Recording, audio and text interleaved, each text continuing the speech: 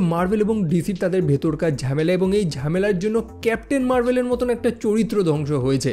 Captain Marvel বলতে সেই ক্যারলকে বোঝাচ্ছি না, অবভিয়াসলি ক্যাপ্টেন মার্ভেল হচ্ছে ফসেট পাবলিকেশনের বা ফসেট কমিক্সের একটা অংশ, সেটা কমপ্লিটলি মার্ভেল এবং ডিসির থেকে আলাদা। সো তারাও একটা চরিত্র বানিয়েছে ক্যাপ্টেন মার্ভেল, দুর্দান্ত একটা চরিত্র এবং মানুষ খুব পছন্দ করছে। আর তখন ডিসির মাথায় হয় চুলকানি। ডিসি সেই সময় ফসেট পাবলিকেশনের উপরে কেস করে দেয়, কারণ সেই ক্যাপ্টেন মার্ভেল চরিত্রটা নাকি হুবহু সুপারম্যানের মতো।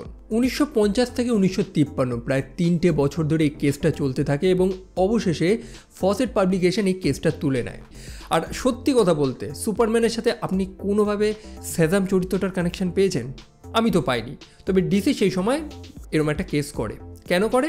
কারণ তারা চেয়েছিল ওই চরিত্রটাকে ডিসির অন্তর্গত করতে এবং তারা করে সেটা। সালটা ছিল 1968। ডিসি সেই ক্যাপ্টেন মার্ভেল চরিত্রটাকে কিনে নেয়, তবে তার নাম তারা ক্যাপ্টেন মার্ভেল দেয় না, তারা নামটা দেয় শাজাম। এবং ক্যাপ্টেন মার্ভেল কেন নামটা দেয় না? দেখুন, সেই সময় যারা কমিক্স পড়ে অভ্যস্ত তারা তো জানে যে এটা ফসেট কমিক্সের একটা ক্যারেক্টার, এটার নাম ক্যাপ্টেন মার্ভেল। তো মানুষের মাথায় সেই ডিসির চিন্তা তো আর আসবে না, তখন ডিসিকে তো বোঝাতে হবে যে না, এটা আমাদের নিজস্ব চরিত্র। সেই কারণে সে নামটাই পরিবর্তন করে দেয়, নাম রেখে দেয় হচ্ছে শাজাম। তবে ফসেট এবং ডিসির এই ভেতরের ঝামেলাটাকে দূর থেকে নজর দিচ্ছিল আমাদের মার্ভেল, একদম তীক্ষ্ণ নজরে মনিটরিং করছিল এবং সুযোগ বুঝে একটা কোপ বসিয়ে দেয় তারা।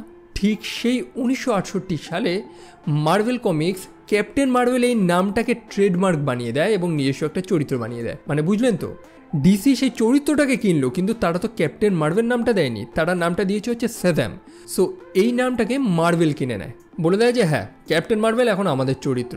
দেখুন, তখনকার দিনের মানুষদের মাথায় কিন্তু ক্যাপ্টেন মার্ভেল বলতে সেই শাজাম নামক চরিত্রটাই রয়েছে। তো মার্ভেল কেন এই সুযোগটাকে হাতছাড়া করবে?